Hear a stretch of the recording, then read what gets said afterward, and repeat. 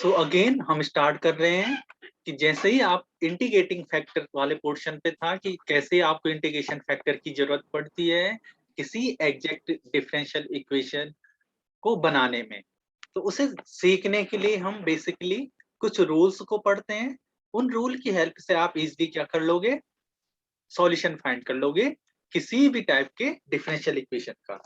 अब किसी भी टाइप का मतलब है first order, first degree differential equation, क्योंकि अभी हम इसी पे काम कर रहे हैं, इसके अलावा हम किसी पे काम नहीं कर रहे हैं। तो हम जानते हैं जब हम एग्जैक्ट डिफरेंशियल इक्वेशन बनाने की कोशिश करते हैं किसी इक्वेशन को, तो हमें पता है कि जो हमारे पास एक्चुअल गिवन इक्वेशन होती है वो क्या होता है, m dx plus n dy equal to 0। First, अगर सपोज क्या हो ये गिवन फंक्शन ये कंडीशन फुलफिल ना हो, ये पहला स्टेप है। ये स्टेप 2 में क्या है कि del m by del y is not equal to del n by del x. Step third है ये कंडीशन फुलफिल ना हो, तो स्टेप थर्ड है यूजिंग IF का मतलब है इंटीग्रेटिंग फैक्टर। अब ये इंटीग्रेटिंग फैक्टर कैसे फाइंड करते हैं, तो अगर ये कंडीशन फुलफिल नहीं हो रही है, ये वाली कंडीशन फुलफिल नहीं हो रही, using IF for making exact form. तो इसके लिए पहला rule, rule number first, rule first क्या कहता है, आपको ये m दिख रहा है,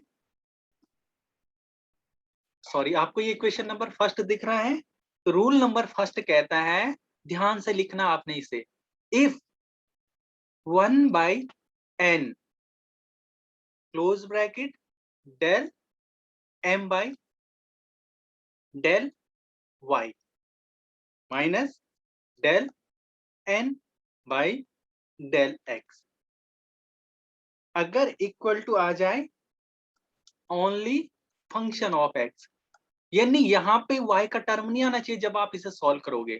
इस कंडीशन को सॉल्व करने के बाद fx निकलेगा, और ये fx जैसी आपका निकल जाए तो आपका जो IF होगा तब देन जो IF होता है वो होता है e की पावर में इंटीग्रेशन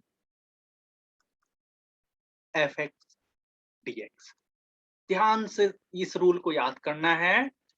यहां तक पहुंचने के लिए फिर से मैं रिवाइज करता हूं कि आपके पास पहले क्वेश्चन ये गिवन होगा, उसके बाद आपने ये चेक करना, अगर ये एग्जैक्ट बन गया तो फिर इसकी जरूरत ही नहीं है आपको, बट अगर नहीं बना तो आपको चेक करना है 1 by n del m by del y minus del n by del x equal to, अगर ओनली फंक्शन बना एफ एक्स का तो इंटीग्रेटिंग फैक्टर होता है e की power integration f x d x. पहला रूल जो आपको याद रखना है। ऐसी rule number second, rule second ध्यान से देखना आपने, रूल नंबर सेकंड में है इफ इफ 1 बाई m, अब आगे m है close bracket del m divided by del y minus del n by del x। अगर ये जो है ओनली फंक्शन निकले किसका, fy का, लिख भी देता हूं ओनली फंक्शन ऑफ y, ये इसे सॉल्व करने के बाद जब आप इसे सॉल्व करोगे तो ये ओनली फंक्शन निकलना चाहिए कि इसका y का।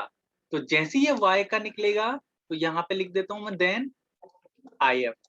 इंटीग्रेशन फैक्टर तब क्या बनता है, e की पावर में integration fy dy।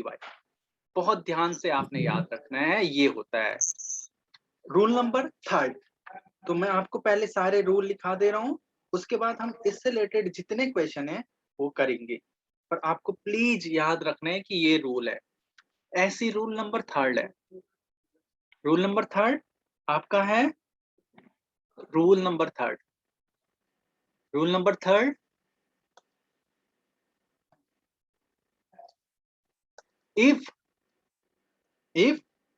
m dx plus n dy equal to 0 is homogeneous. अब होमोजीनियस का मतलब क्या है, अभी आपको मैं बता दूंगा। होमोजीनियस एंड m के साथ स्मॉल x की मल्टीप्लाई और n के साथ स्मॉल y की मल्टीप्लाई करूं और ये इक्वल टू ना आए 0 के साथ।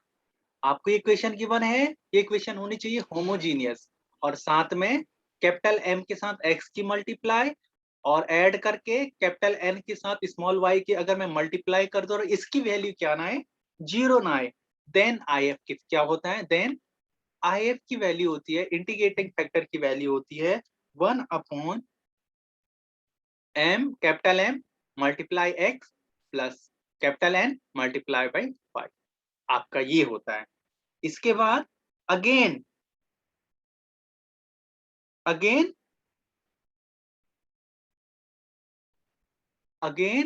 रूल नंबर 4, तो रूल नंबर 4 जो होता है, ध्यान से सुनना है, इसमें भी अगर इफ बहुत ध्यान से सुनना है, if m dx plus n dy equal to 0 can be written as, अब इस इक्वेशन को लिखना पहले, can be written as a form. कौन सा फॉर्म हो पहले, हो as a form f1 function हो xy का मल्टीप्लाई में है ये, और साथ में एक y मल्टीप्लाई में हो और यहाँ गिवन हो x, again f2 function given हो, ये भी फंक्शन हो xy का और इसके मल्टीप्लाई में एक x और dy हो और इक्वल टू में क्या हो, 0। अगर ये इक्वेशन फर्स्ट रिड्यूस होके इस फॉर्म में बन जाए 2 में, और साथ में एंड ऑल्सो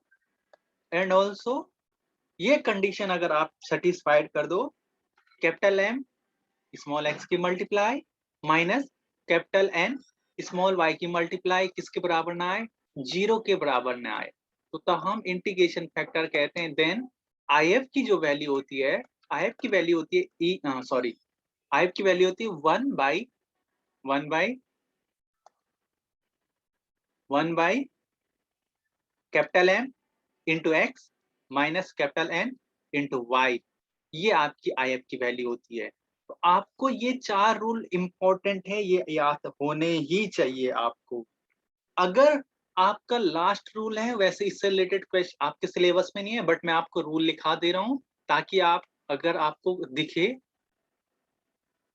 कि आपका रूल नंबर 5 है, if all ever condition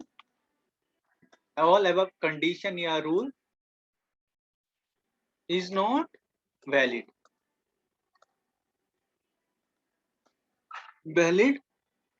of the equation m dx plus n dy equal to 0। यानी हमने ऊपर के जितने भी 4 रूल पढ़े, अगर वो वैलिड ना हो तो इस कंडीशन में then the integrating factor, then the IF of equation first क्या होता है, यानी IF की वैल्यू जो होती है वो होती है x की पावर अल्फा और y की पावर बीटा। अब ये अल्फा और बीटा की वैल्यू फाइंड करना होता है, alpha and beta for finding. तो ये थोड़ा लॉन्ग मेथड है, तो ये तब यूज करते हैं जब आपका बेसिकली एवब के 4 रूल यूज ना हो। तो बेसिकली आपको मेनली जो आपको याद करने हैं, ये 4 रूल आपको बहुत अच्छे से याद करना है, बहुत ही अच्छे से आपको इसको याद करना है।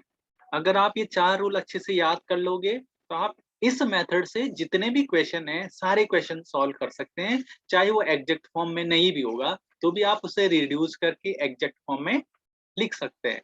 अब बेसिकली यहाँ पे जो मुझे बताना है रूल नंबर 3 में, होमोजीनियस का मतलब क्या है।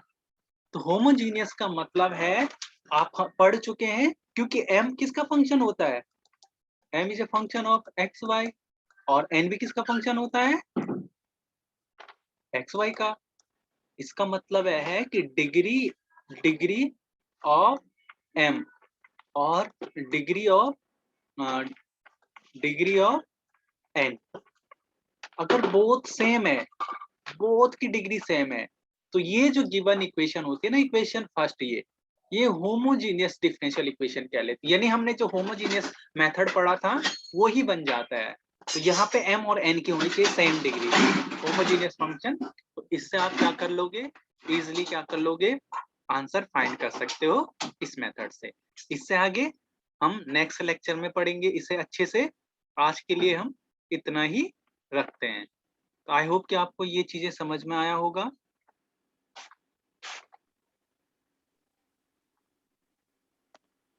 Yes, sir. Yes, sir.